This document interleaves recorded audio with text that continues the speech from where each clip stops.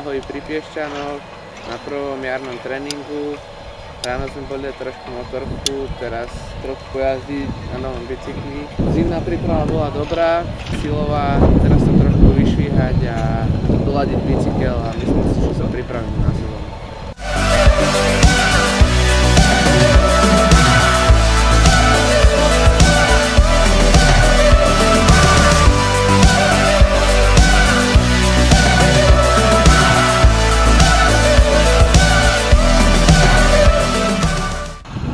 Laktiš, sme v domovskom meste nášho tímu na domácich tratiach.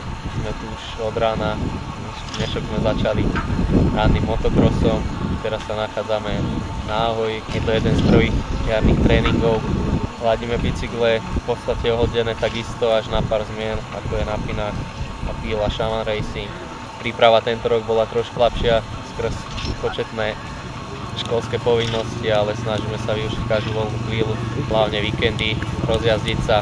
Čaká nás tréningový kemp v San Réme a potom hneď ostrý štart do sezóny.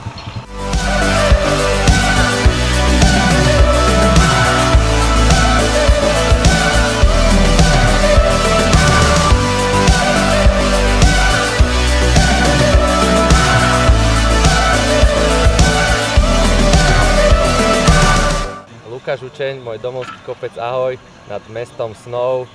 Včera sme dali menšiu party s kamošom, ale dneska plné na bicykloch.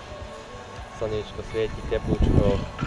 Môj nový bicykel CTM Most 2012 je takisto ohľadzaný ako minulý rok, okrem jednej zmeny, čo je Shaman Racing na Pinách. Pripravený na rok 2012, ktorý bude určite, dúfam, lepší ako 2011, ako predošlá sezóna.